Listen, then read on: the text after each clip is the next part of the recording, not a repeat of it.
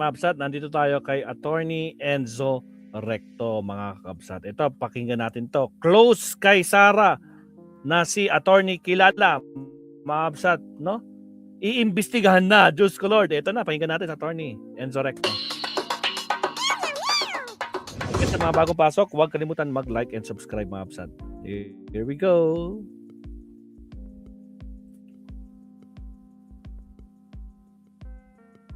Fast forward. Wala nang maraming paligoy-ligoy pa. Diretso sa punto na. Maiksi lang ang komentaryo, pero diretso sa punto. Maraming kuro-kuro. May tiwali, may totoo. Dito, sa puntong diretso tayo. Punto, diretso. Itong si Attorney Ryan Kilala. Yang nakikita nyo sa picture sa kanan, yung si Attorney Ryan Kilala yan. Yan. Ano ang paano yan binanggit ni Madriaga doon sa kanyang supplemental affidavit?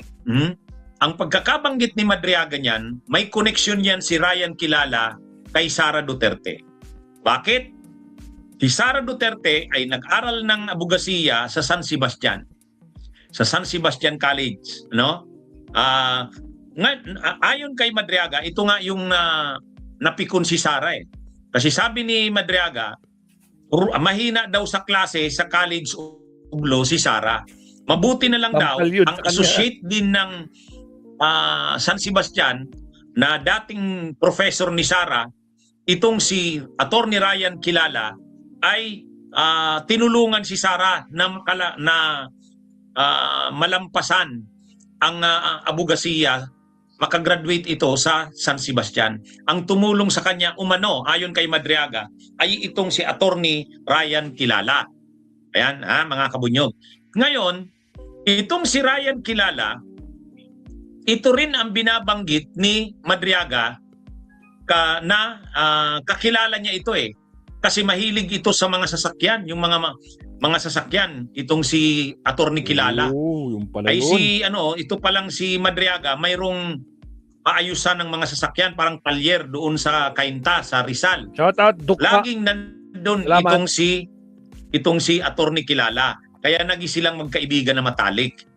Ngayon, itong si Attorney Ryan Kilala, ewan ko kung ang nag-appoint nito sa ombudsman, si Duterte. Sa panahon ni Duterte. Pero naging special prosecutor ito ng ombudsman. Oh, really? Sa panahon ni Martires, special prosecutor ito ng ombudsman. Mga kabunyog, assistant special prosecutor. Kaya, sa ngayon, pinadalhan na ng ombudsman. April 16, 2016 na balita. Ombudsman issues show cause order versus Assistant Special Prosecutor Ryan Kilala who was mentioned in Madriaga's affidavit. Kaya yan mga kabunyog, nagsisimula na talaga, no? Ayan. So, ibig sabihin, itong si Attorney Ryan Kilala, Attorney Ryan Kilala ay dating associate din ng San Sebastian. Nang nag-aaral pa si Sara sa San Sebastian, ito yung associate din. Ito anya ang tumulong, sabi ni Madriaga kay Sara, kasi hirap daw si Sara sa College Uglo sa San Sebastian. Ito yung tumulong. Ngayon, itong si Ryan Kilala, naging Assistant Special Prosecutor sa Ombudsman. Hindi natin alam kung ang nag-appoint sa kanya ay si Duterte, pero sigurado tayo, magkasama sila ni Martires sa ombudsman. Kaya yung picture natin na pinakita, picture ni Martires at ni ombudsman ay ni Kilala. Yan. Ngayon, itong si Ryan Kilala, ito rin yung kasama ni Madriaga sa pag-found ng ISIP, yung Inday Sara is my president. Pero ang founder at convener, itong si Madriaga. Itong si Ryan Kilala, vice co-convener lang. Ngayon, may isang activity doon sa isang restaurant sa Timog Avenue sa Quezon City binigyan ng plaque, yung certificate, si Attorney Reynold Monsayak. O, yung nakikita nyo dyan na kalbo, si Attorney Reynold Monsayak yan. Classmate yan ni Sara sa San Sebastian. Naging PCGG chairman yan na inappoint ni Duterte 2016 to 2022. Noong 2022, kinuha yan ni Sara, si Reynold Monsayak, linagay sa tagapagsalita niya sa Office of the Vice President. Ngayon, yung nasa kanan, yan si Attorney Ryan Kilala. Ayan. O yan ha. Si Madriaga yung nagsasalita sa mic kasi binigyan nila ng award si Monsayak. Kaya nakikita nyo na mga kabunyuga. So ngayon, ang pinadalhan ng sulat na ng ombudsman ay si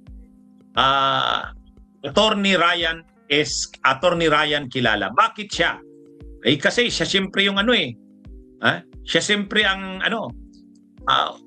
nasa ombudsman pa yan. Ito yung balita nag-press con si ASEC, Assistant Ombudsman Miko Clavano. The Office of the Ombudsman has issued a show cause order against Assistant Special Prosecutor Ryan Kilala, directing him to answer the accusation by Ramil Madriaga that he received money from Vice President Sara Duterte. With regards to Attorney Ryan Kilala, the office, through the Internal Affairs Board, had already issued a show cause order for him to explain the allegations that have been exposed in not only the hearing but also the affidavit of Ramil Madriaga. So this is something that we will pursue to make sure that yung integrity ng ating opisina ay nandun pa rin. So we will make sure na yung mga ganyang kwento, we get to the bottom of it, understand kung ano talaga nangyari, and then we will resolve on that basis. So meron po kasi tayo dito may proseso tayo, yung Internal Affairs Board that is in charge or is tasked with the responsibility of disciplining the employees and officers of the Office of the Ombudsman. So doon po tayo dadaan. Yan, mga kabunyog. Kaya ito, kumbaga medyo masyado ng mainit. Nagsisimula na. Actually, di ba sinabi ko yan, doon sa pag-appear ni Madriaga sa hearing ng Kamara sa impeachment ni Sara, hindi na lang si Sara ang makakasuhan doon. Maraming mga binanggit si Madriaga na dapat na ring imbestigahan. Kasi kasama na dyan si Martires. Kasama na si Martires. At pero nauna nang pinadalhan muna ng ombudsman itong si Assistant Special Prosecutor Ryan Kilala. Siyempre aktibo pa yan sa ombudsman. Si Martires kasi nag-retire na Si Ryan Kilala nandyan pa rin. Ngayon, ano ba kasi ang pagkaka-involve ni Madriaga ay ni Ryan Kilala? Sabi ni Madriaga, pagka-incash ng mga staff ni Sara nung cheque, yung confidential funds, pinasa ito kila Nolasco at La Chica. Pagkatapos, tinawagan si Madriaga na mag-meet sila nila Nolasco at La Chica. Pinasa ni Nolasco at ni La Chica yung mga duffel bags ng pera kay Madriaga. Diniliver ngayon ni Madriaga sa 3. Ang isa, yung isang politiko sa Laguna, yung isa naman doon sa comedy bar sa Timog kay Monsayak, Attorney Reynold Monsayak, nandun. Ang pangatlo na diniliberan niya doon sa ombudsman. Ang diniliberan niya doon sa parking sa ombudsman ay itong si Ryan Kilala at saka si Martires. Hindi naman siya sinalubong ni Kilala at ni Martires. Pero sabi ni Madriaga, yung diniliber niya sa ombudsman ay para kay Martires, kay Ryan Kilala. Number 70. At around 8 a.m. the same day, the team met in my residence at Cainta Rizal before we traveled to the last location, OMB parking area. This time, however, we only used my blue Toyota FJ Cruiser and the red Mazda sedan, where the remaining 2 bags were previously placed. We left my residence at around 8:30 a.m. Richard was driving my blue Toyota FJ Cruiser, while Arman and another person, Noel, and he brought along were aboard the red Mazda sedan.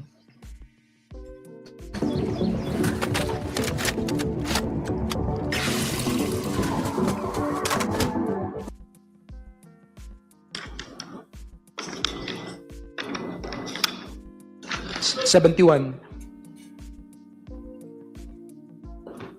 When we arrived, the guard gave a signal directing us to park in a specific area in the ombudsman parking lot. We proceeded to the specific area and parked red Mazda sedan where the remaining 2 bags of money were placed. We left the keys on top of the left front of the wheel, which is our usual practice for delivering large amounts of money. 72. Previously and upon direct instructions of PRD, Sarah, I've also delivered money to Ombudsman Samuel Martirez or Tony Ryan, which I usually place inside an open trunk of a designated car. Number 73.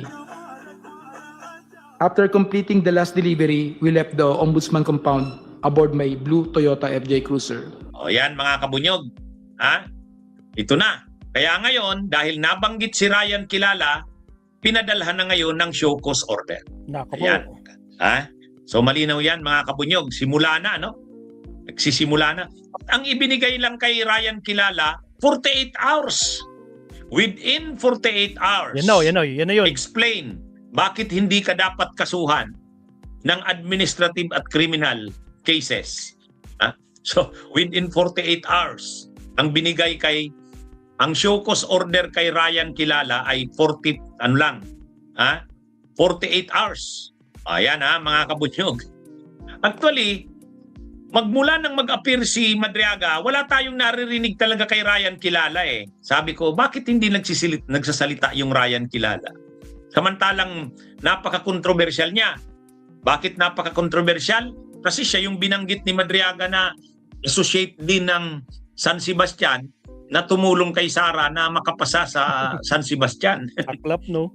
Pagkatapos, ito rin ay napunta sa ombudsman, assistant special prosecutor, tapos diniliberan niya ito ng pera para kay Attorney Ryan Kilala at saka kay Martirez.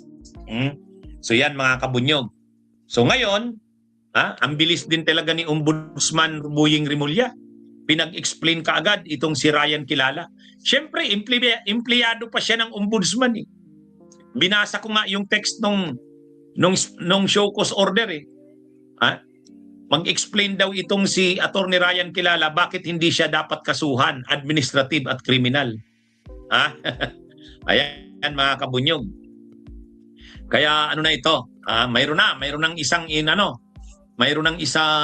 pinadalhan ng show cause order. Ayan, tuloy-tuloy na yan. Bunyog! Salamat, attorney. Nako po, itong close attorney ni Sara Duterte na iimbestigahan na. Good luck sa'yo, Attorney Kilala. Diyos ko Lord, sagutin mo ang mga paratang sa'yo ni Ramil Madriaga. Nako po, kakabahan na yan sigurado. O siya, mag-last topic tayo bago mag-last